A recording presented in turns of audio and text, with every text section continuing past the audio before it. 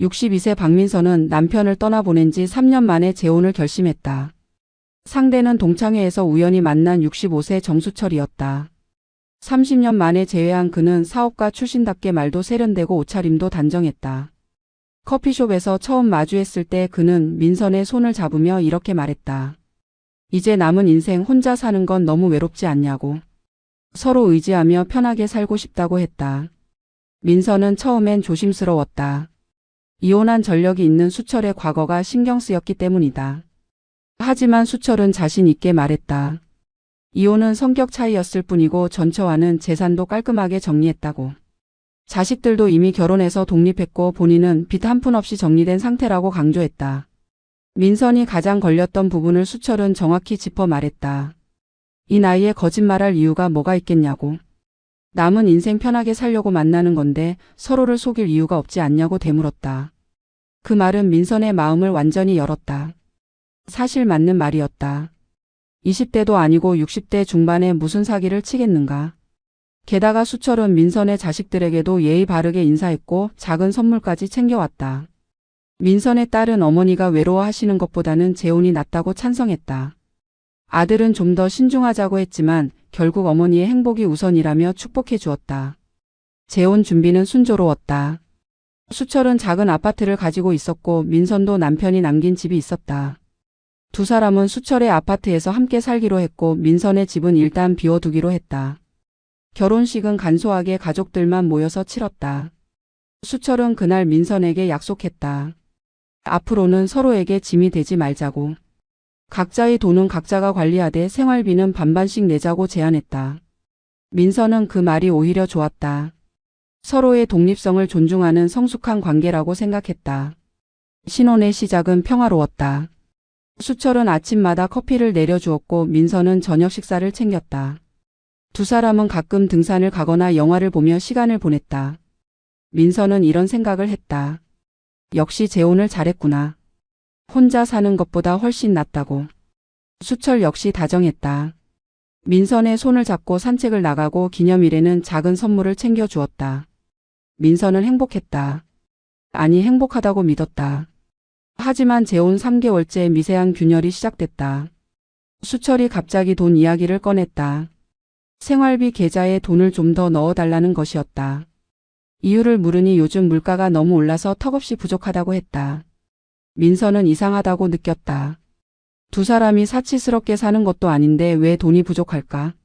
하지만 수철은 자연스럽게 넘어갔다. 민선도 더 이상 캐묻지 않았다. 부부인데 그 정도는 이해해 줄 수 있다고 생각했다. 그런데 그 이후로 수철의 요청이 점점 잦아졌다. 한 달에 한 번씩 돈을 더 달라고 했다. 처음엔 10만 원, 그 다음엔 20만 원, 나중엔 50만 원까지 올라갔다. 민선이 왜 자꾸 돈이 필요하냐고 물으면 수철은 애매하게 대답했다. 병원비가 좀 나왔다거나 친구 경조사가 겹쳤다거나 차 수리비가 들어갔다는 시기였다. 민선은 그때마다 돈을 줬다. 부부니까. 이해해야 하니까. 그렇게 믿으면서. 하지만 민선의 마음속 깊은 곳에서는 이미 경보음이 울리고 있었다. 뭔가 이상하다는 직감. 수철이 말하는 것과 실제 상황이 맞지 않는다는 느낌. 하지만 민선은 그 직감을 무시했다. 이 나이에 거짓말할 이유가 없다고 했던 그 말을 믿고 싶었다. 아니 믿어야만 했다. 왜냐하면 만약 그 말이 거짓이라면 민선의 재혼 자체가 거대한 실수가 되는 것이니까. 재혼 6개월이 지나면서 정수철의 말투가 달라지기 시작했다. 처음 만났을 때 그는 미래를 이야기했다. 함께 제주도 여행을 가자, 겨울에는 온천 여행을 가자, 손자 손녀들 보러 같이 가자. 그런 말들로 민선의 마음을 설레게 했다. 하지만 이제 수철의 입에서 나오는 건 과거 이야기뿐이었다. 예전에 사업할 때 어떤 일이 있었고 전처와 헤어질 때 얼마나 힘들었고 자식들이 얼마나 부담스러웠는지. 그런 이야기들이 반복됐다. 민선은 처음엔 남편의 과거를 이해해 주려고 노력했다. 누구나 힘든 시절이 있고 그걸 털어놓고 싶을 수도 있다고 생각했다. 하지만 수철의 과거 이야기는 단순한 하소연이 아니었다. 그건 변명의 포석이었다. 예전에 사업이 어려워서 정리 못한 게 좀 있다.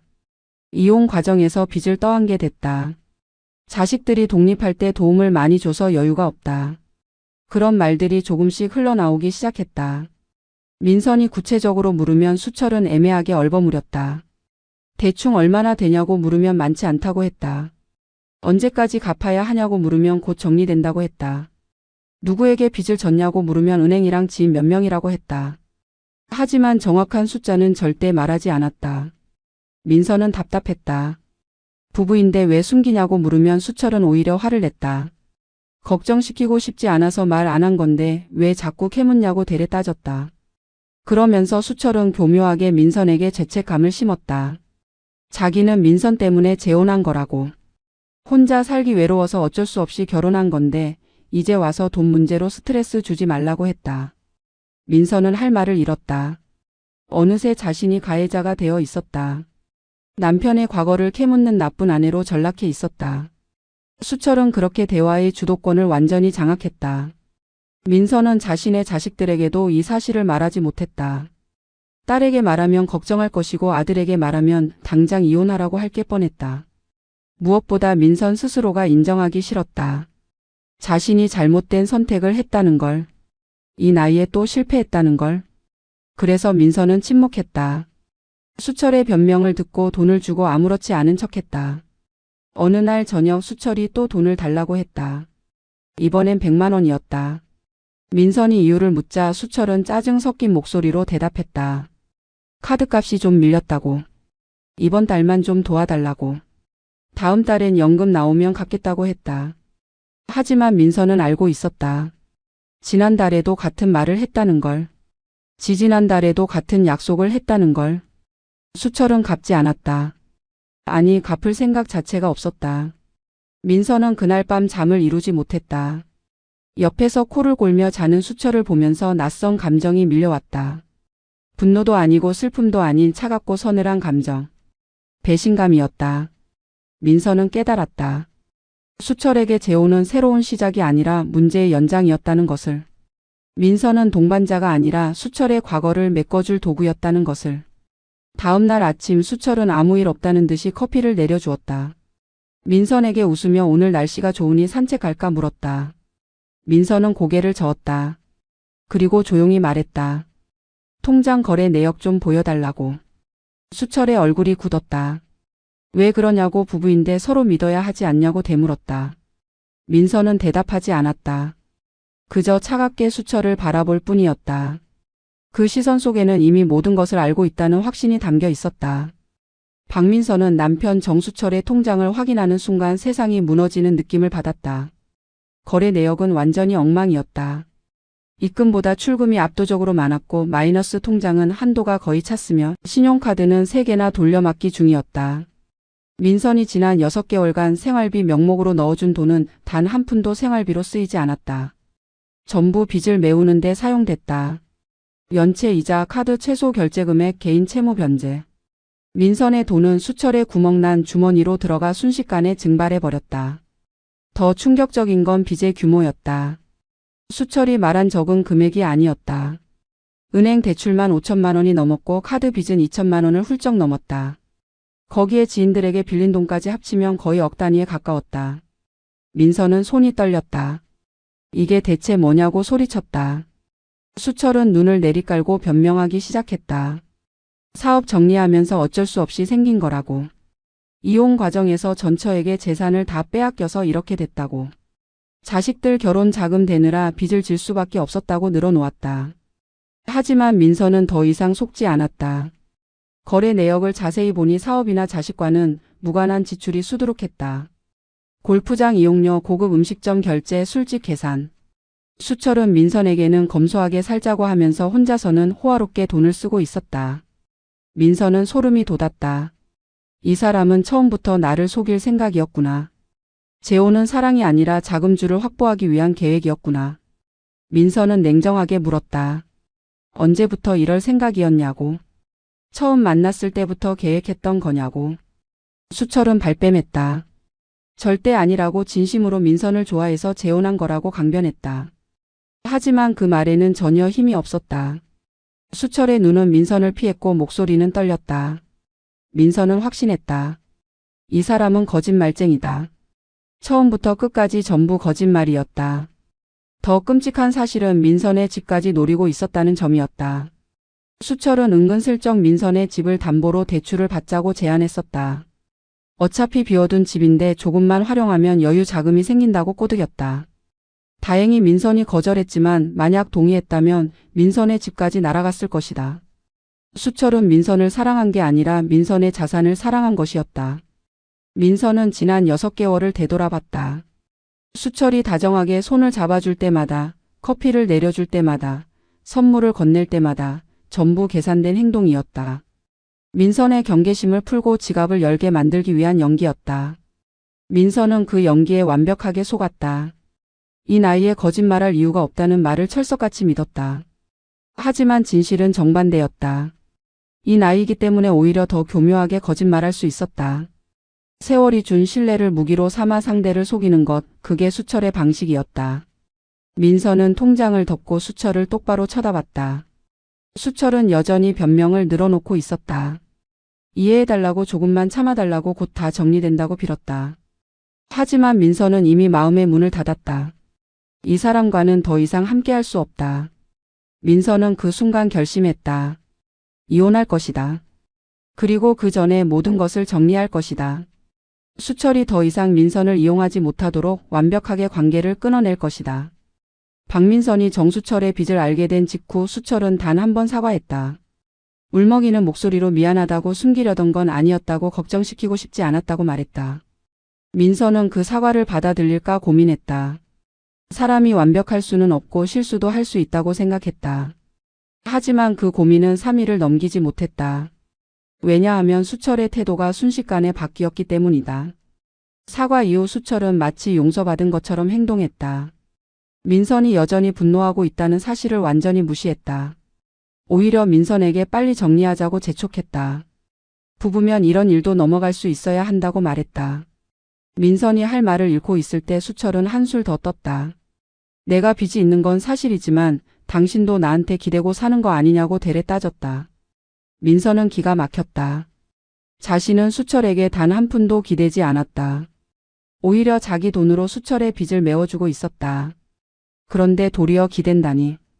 수철의 본 모습이 드러나기 시작했다. 처음에 다정함은 온데간데없고 무책임하고 뻔뻔한 모습만 남았다. 민선이 화를 내면 수철은 짜증을 냈다. 얼굴을 찌푸리며 대체 언제까지 그 이야기를 하냐고, 이미 사과했는데 뭘 더 어쩌라는 거냐고 쏘아붙였다. 민선은 충격을 받았다. 사과 한 번으로 모든 게 용서될 거라고 생각하는 건가? 거의 억 단위의 빚을 숨기고 결혼한 게 사과 한 번으로 해결될 문제인가? 더 황당한 건 수철이 민선에게 요구하기 시작했다는 점이었다. 이제 알았으니 같이 해결하자고 했다. 부부가 됐으면 남편의 빚도 당연히 같이 책임져야 하는 거 아니냐고 당당하게 말했다. 민선은 어이가 없었다. 결혼 전에는 빚이 없다고 거짓말하더니 이제는 부부니까 같이 갚으라고 강요하는 것이다. 수철은 심지어 구체적인 계획까지 들이밀었다. 민선의 집을 팔아서 빚을 정리하고 둘이 월세로 이사 가자고 제안했다. 민선은 말문이 막혔다. 이 사람은 정말로 뻔뻔했다. 수철은 점점 더 대담해졌다. 민선이 거부하면 화를 냈다. 자기는 민선을 위해 재혼까지 했는데 이제 와서 빠지려고 하냐고 비난했다. 민선이 언제 재혼해달라고 부탁했냐고 반박하면 수철은 말을 바꿨다. 어차피 당신도 외로웠잖아. 나한테 고마워해야지 배신자 취급하냐고 했다. 논리는 엉망이었지만 수철은 개의치 않았다. 그저 민선을 압박하고 죄책감을 씹는 데만 집중했다. 민선은 그제야 깨달았다. 수철에게 민선은 동반자가 아니었다. 그저 대체 수단이었다. 수철은 인생의 구멍을 메워줄 누군가가 필요했고 그 역할을 민선에게 떠넘긴 것이었다. 사랑도 존중도 배려도 없었다. 오직 이용만 있었다. 민선은 소름이 돋았다. 수철의 눈을 보면 그곳에는 미안함도 부끄러움도 없었다.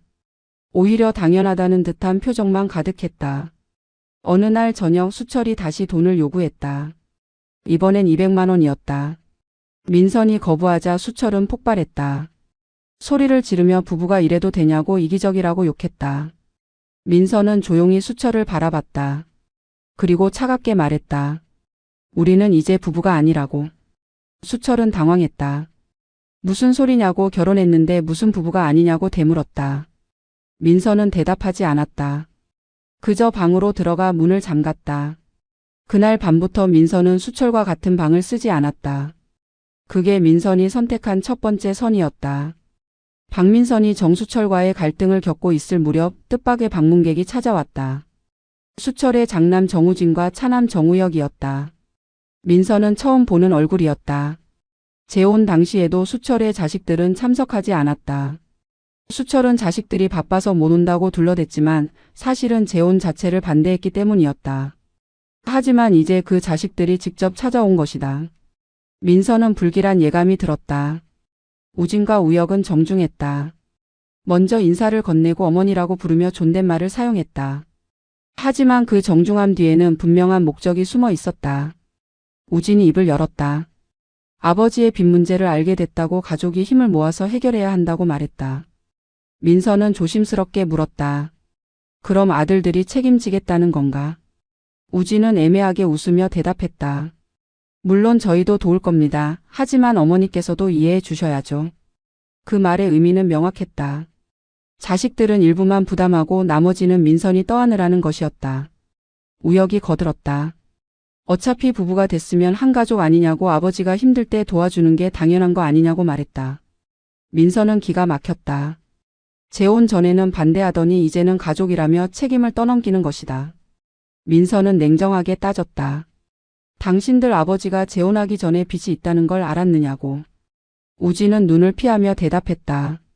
어느 정도는 알고 있었다고. 민선은 분노가 치밀어 올랐다. 그러면서 왜 나한테는 한마디도 안 했냐고 소리쳤다. 우혁은 변명했다. 아버지께서 정리하신다고 하셔서 믿었다고 저희도 몰랐다고 둘러댔다. 하지만 민선은 알고 있었다. 이들은 처음부터 알고 있었다. 그리고 민선이 아버지의 빚을 떠안아 주길 바라며 암묵적으로 동의한 것이다. 우진은 본론을 꺼냈다. 아버지 명의로 된 빚 중에서 개인 채무가 가장 문제라고 그 부분만이라도 어머니가 정리해 주시면 나머지는 자식들이 감당하겠다고 제안했다. 민선은 개인 채무가 얼마냐고 물었다. 우진은 머뭇거리다가 대답했다. 3천만 원 정도라고. 민선은 헛웃음이 나왔다. 3천만 원이 적은 돈인가? 우진은 당황하며 말을 이었다. 물론 큰 돈인 건 알지만 어머니께서 가진 자산을 생각하면 충분히 가능한 금액 아니냐고 했다. 민선은 그 순간 깨달았다. 수철은 이미 자식들에게 민선의 재산 상황을 다 알려줬다는 것을. 민선이 가진 집, 예금, 보험까지 전부 파악하고 있었다. 그리고 그걸 바탕으로 자식들이 찾아온 것이다. 민선은 소름이 돋았다. 이 가족은 처음부터 끝까지 민선을 표적으로 삼았다. 재혼은 사랑이 아니라 사기극이었다. 수철은 미끼였고 자식들은 공범이었다. 우혁이 재촉했다. 빨리 결정해 주시면 좋겠다고 채권자들이 압박하고 있어서 시간이 없다고 말했다. 민선은 냉정하게 물었다. 만약 내가 거부하면 어떻게 할 건가? 우진은 난처한 표정을 지으며 대답했다. 그러면 아버지가 정말 힘들어지실 거라고 최악의 경우 파산까지 갈 수 있다고 협박했다. 민선은 차갑게 웃었다. 그게 나랑 무슨 상관이냐고 되물었다. 우진과 우혁은 당황했다. 부부인데 어떻게 그런 말을 할 수 있냐고 너무 냉정한 거 아니냐고 비난했다. 민선은 일어서서 두 사람에게 나가라고 했다. 우진은 아직 이야기가 끝나지 않았다며 버텼다. 민선은 단호하게 말했다.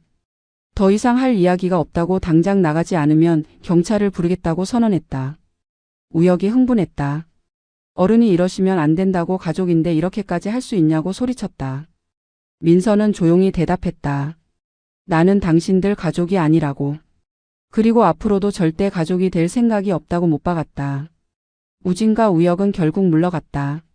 하지만 나가면서 던진 말은 도끼가 가득했다. 우진은 돌아서며 말했다. 후회하실 거라고 이렇게 나오시면 법적으로라도 책임을 물을 거라고 협박했다. 우혁은 더 노골적이었다. 어차피 재산 다 까발려질 텐데. 지금 협조하는 게 나을 거라고 주변 사람들한테도 다 알릴 거라고 으름장을 놓았다. 민선은 문을 닫으며 비웃었다. 해보라고 법적으로 문제없으니 마음대로 하라고 대꾸했다. 하지만 혼자 남은 민선은 무너졌다. 손이 떨리고 숨이 가빠졌다. 자식들의 뻔뻔함이 충격적이었다. 아버지의 빚을 당연하다는 듯이 떠넘기고 거부하면 협박하는 모습. 그들에게 민선은 사람이 아니라 ATM 기계였다. 돈을 뽑아낼 수 있는 도구일 뿐이었다.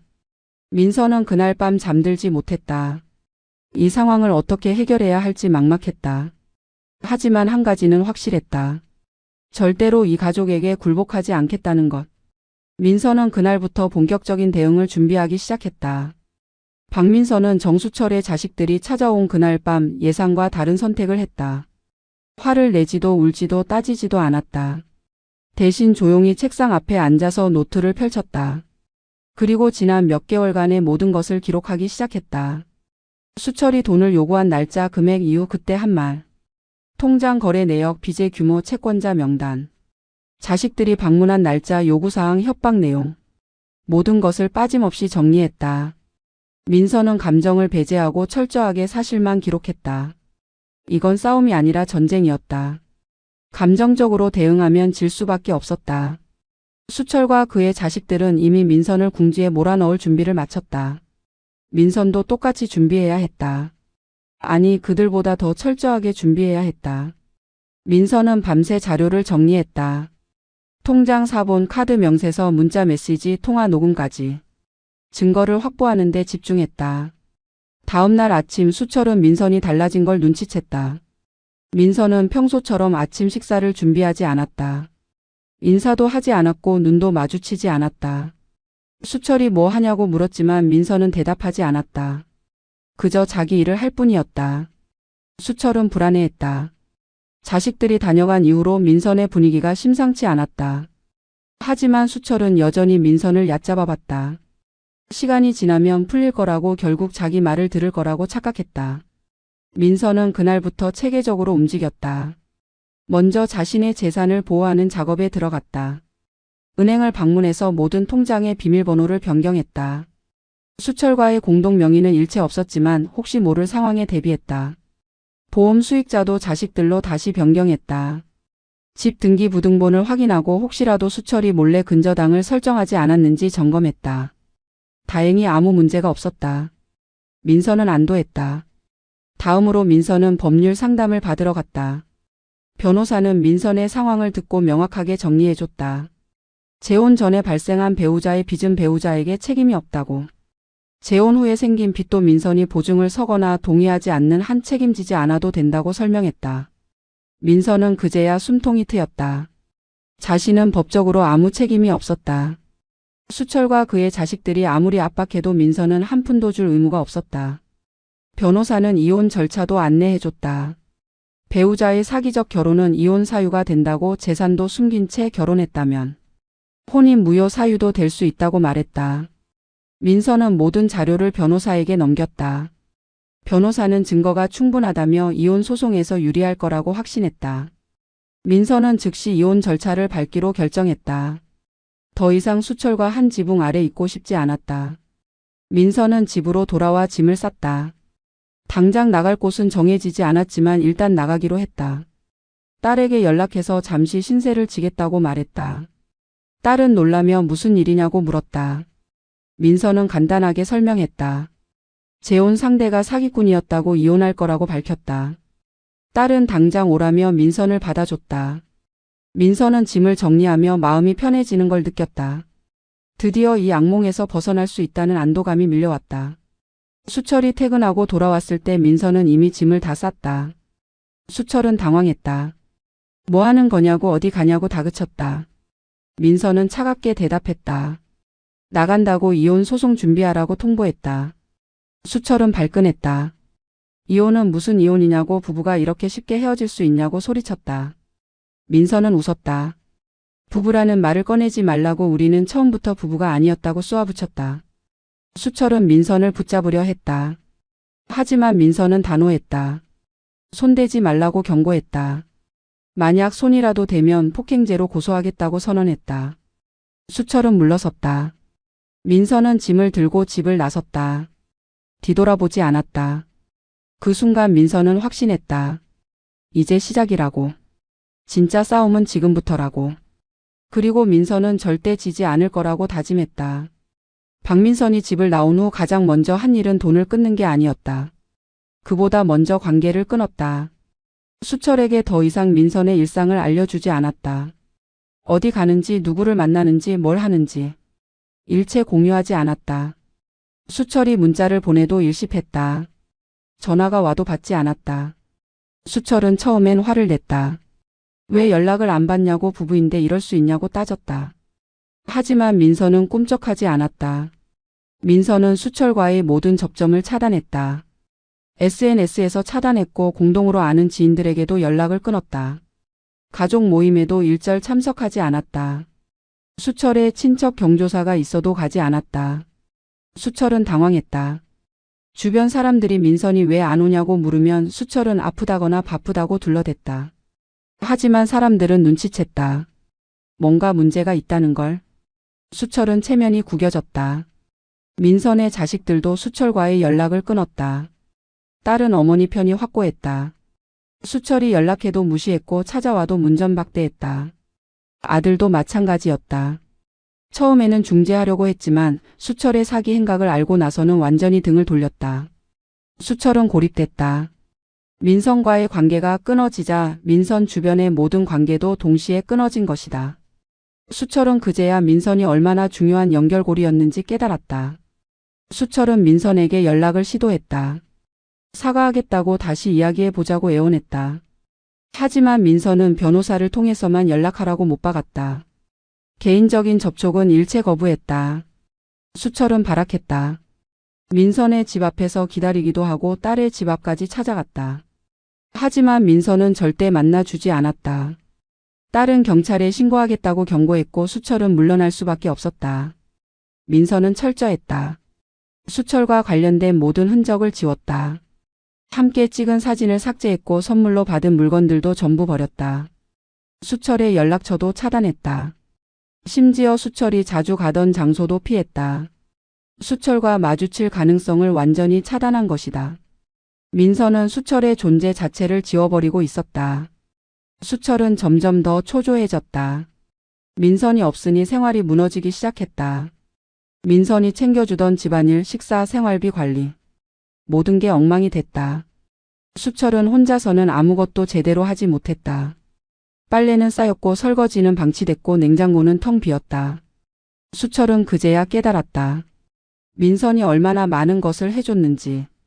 하지만 이미 늦었다. 더 큰 문제는 경제적인 부분이었다.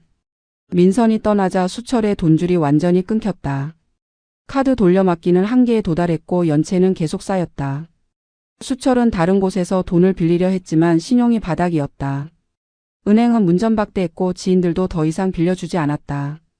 수철은 막다른 골목에 몰렸다. 수철은 자식들에게 손을 벌렸다. 하지만 우진과 우혁도 냉정했다. 본인들도 여유가 없다며 거절했다. 오히려 아버지가 민선을 잘못 건드려서 일이 꼬였다고 비난했다. 수철은 배신감을 느꼈다. 자식들도 결국 민선의 돈만 노렸던 것이다. 아버지를 걱정한 게 아니라 자신들의 부담을 덜려고 민선을 이용하려 했던 것이다. 수철은 완전히 혼자가 됐다. 가족도 친구도 돈도 없었다. 민선이 떠나자 수철의 세계는 동시에 무너졌다.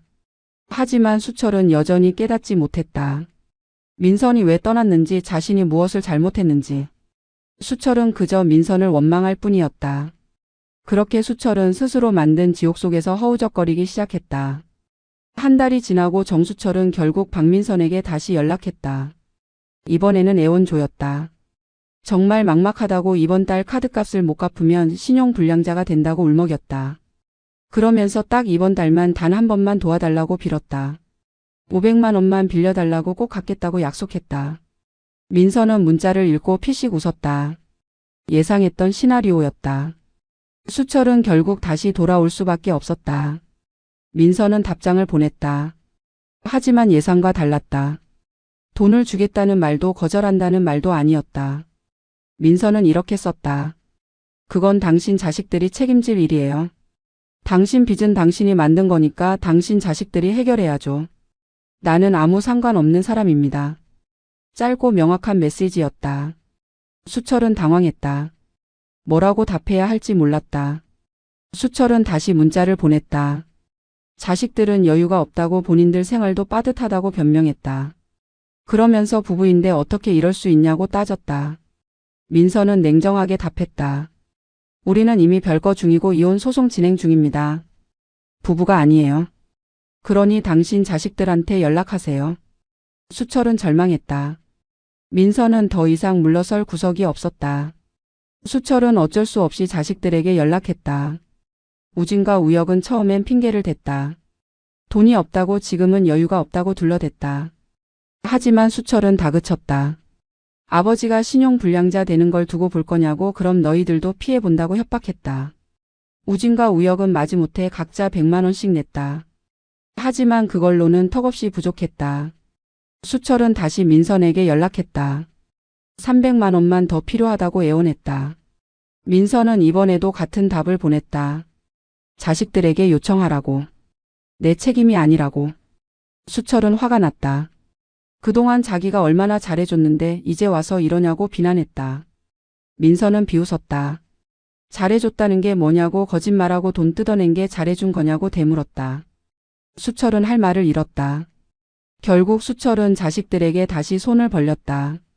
이번엔 우진과 우혁도 짜증을 냈다. 도대체 빚이 얼마나 되는 거냐고 끝이 없는 거 아니냐고 따졌다. 수철은 어물쩍 넘어갔다. 이번만 해결하면 된다고 거짓말했다. 우진과 우혁은 결국 각자 100만 원씩 더 보탰다. 하지만 여전히 100만 원이 부족했다. 수철은 친척들에게도 연락했다. 하지만 모두 거절했다. 수철의 빚 문제는 이미 소문이 났고 아무도 돈을 빌려주려 하지 않았다. 수철은 결국 카드값을 연체했다. 신용 등급이 떨어졌고 이자가 폭증했다. 수철은 패닉 상태에 빠졌다. 다시 민선에게 연락했다. 이번엔 협박조로 바뀌었다. 이러다가 파산하면 당신도 피해본다고 부부는 연대 책임이라고 우겼다. 민선은 변호사에게 문의했다. 변호사는 웃으며 대답했다. 그런 법은 없다고 수철이 허세 부리는 거라고 확인해줬다. 민선은 수철에게 마지막 답장을 보냈다. 협박하지 마세요. 법적으로 나는 아무 책임이 없어요. 당신 문제는 당신이 해결하세요. 그리고 더 이상 연락하면 스토킹으로 고소하겠습니다. 수철은 완전히 무너졌다. 민선은 더 이상 물러서지 않았다. 수철이 빠지자 그를 받쳐주던 모든 것이 동시에 무너졌다. 수철은 그제야 깨달았다. 민선 없이는 아무것도 할 수 없다는 것을. 하지만 이미 너무 늦었다. 박민선이 완전히 손을 떼자 정수철의 삶은 급속도로 붕괴했다. 먼저 경제적인 파탄이 왔다. 카드 연체가 계속 쌓이면서 신용등급은 바닥을 쳤다. 대출 이자는 눈덩이처럼 불어났고 독촉 전화는 하루에도 수십 통씩 걸려왔다. 수철은 전화를 받지 않았다. 하지만 채권자들은 수철의 집까지 찾아왔다. 수철은 문을 잠그고 숨었다. 하지만 현관문에는 독촉장이 쌓여갔다. 수철은 자식들에게 다시 도움을 요청했다. 하지만 우진과 우혁은 이미 선을 그었다. 이미 몇 백만 원을 도와줬는데도 상황이 나아지지 않았다. 오히려 더 악화될 뿐이었다. 우진은 명확하게 말했다. 더 이상은 못 돕는다고 본인들 가정도 지켜야 한다고 선을 그었다. 우혁은 더 직설적이었다. 아버지가 알아서 해결하라고 왜 자식들한테 떠넘기냐고 따졌다. 수철은 분노했다. 자식이 부모를 버리냐고 소리쳤다. 하지만 우진과 우혁은 냉정했다. 부모가 먼저 자식을 이용하려 했다고 민선한테서 돈 뜯어내려고 자식들까지 동원한 게 아버지 아니냐고 대받아쳤다. 수철은 할 말이 없었다. 사실이었으니까. 수철은 자식들마저 잃었다. 통화는 끊겼고 그 이후로 우진과 우혁은 연락을 받지 않았다. 수철은 완전히 고립됐다. 친척들도 수철을 외면했다. 수철의 빚 문제가 소문나면서 친척들은 거리를 뒀다. 명절에도 수철에게 연락하지 않았고 모임에도 초대하지 않았다. 수철이 먼저 연락해도 바쁘다며 피했다. 누구도 수철의 빚에 엮이고 싶어 하지 않았다. 수철은 가족 내에서도 왕따가 됐다. 평생 쌓아온 인간관계가 한순간에 무너졌다. 친구들도 마찬가지였다. 수철이 돈 이야기를 꺼내는 순간 모두 발을 뺐다. 함께 골프 치던 친구들은 갑자기 바빠졌고 술자리를 같이 하던 동창들은 연락이 뜸해졌다. 수철은 이해할 수 없었다. 평생 잘해줬는데 왜 모두 등을 돌리는지. 하지만 진실은 간단했다. 수철은 친구들에게도 잘해준 게 아니라 이용당할 가치가 있었을 뿐이었다. 돈이 끊기자 관계도 끊어진 것이다. 수철의 건강도 악화됐다. 스트레스로 잠을 못 자고 제대로 먹지도 못했다. 혈압이 올라갔고 당뇨 수치도 위험해졌다. 병원에 가야 했지만 치료비가 부담스러워 미뤘다. 약도 제대로 먹지 않았다. 수철의 얼굴은 초췌해졌고 몸무게는 급격히 빠졌다. 거울을 보면 낯선 노인이 서 있었다.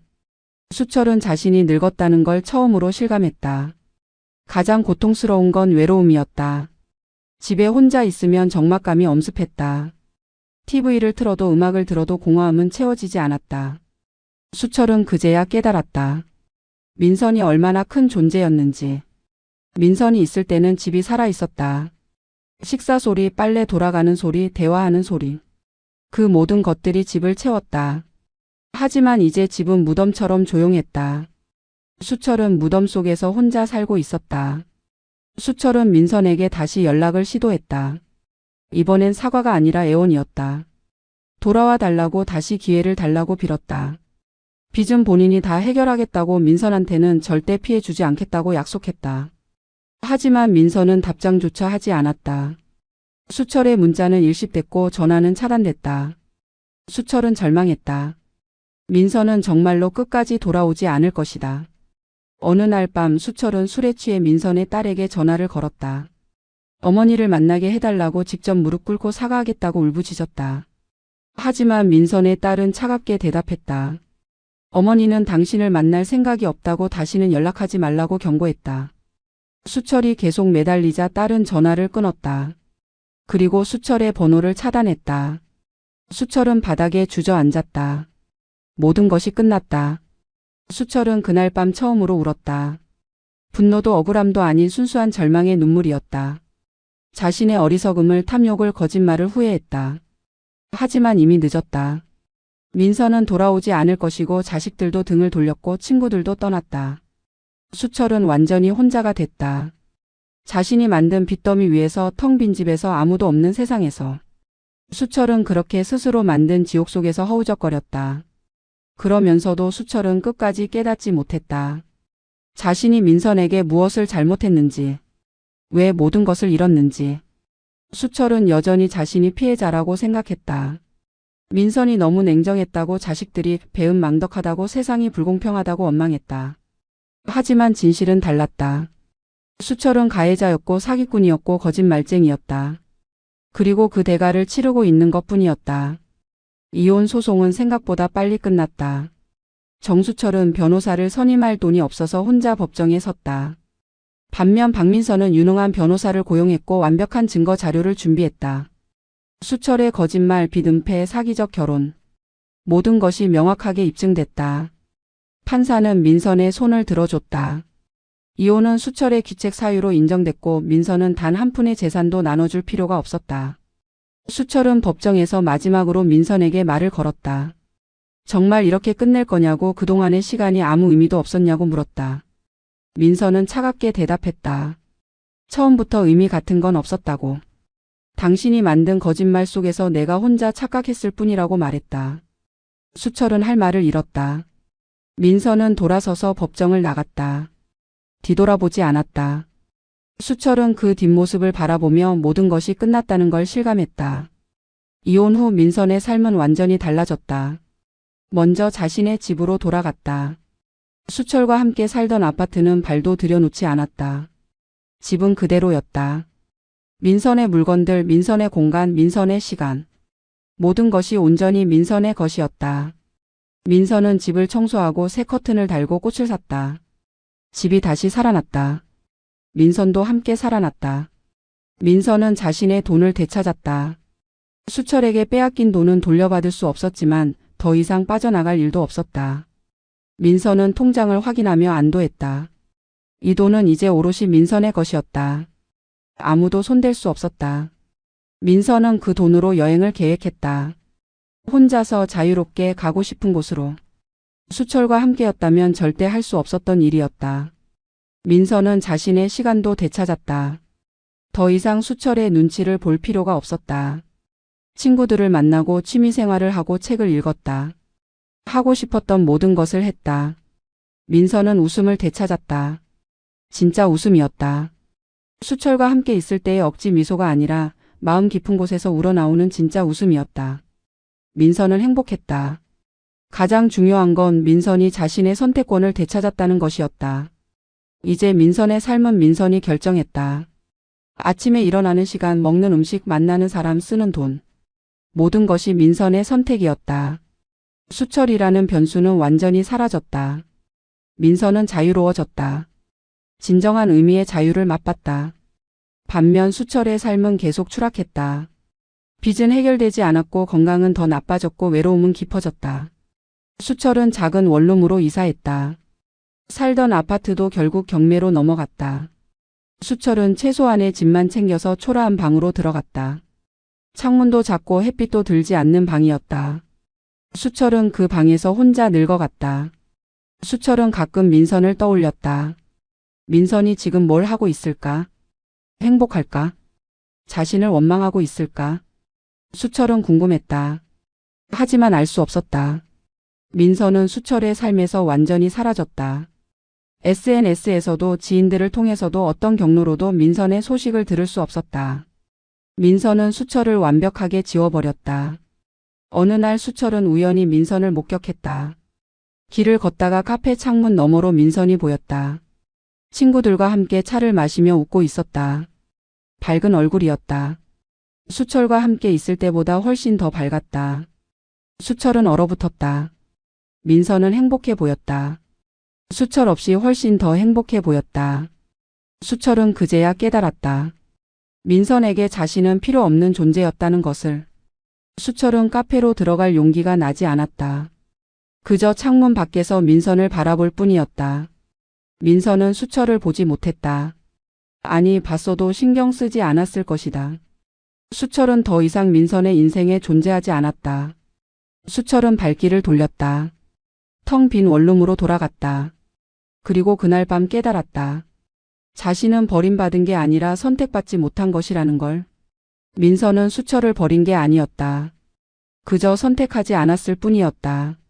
수철이라는 선택지는 처음부터 민선의 인생에 맞지 않았다. 거짓말과 빚과 이용으로 점철된 관계는 선택될 자격이 없었다. 민선은 그걸 깨달았고 과감하게 선택을 바꿨다. 수철 대신 자기 자신을 선택했다. 그게 전부였다. 수철은 그 사실을 받아들일 수 없었다. 하지만 현실은 명확했다. 민선은 행복했고 수철은 불행했다. 민선은 자유로웠고 수철은 구속됐다. 민선은 웃었고 수철은 울었다.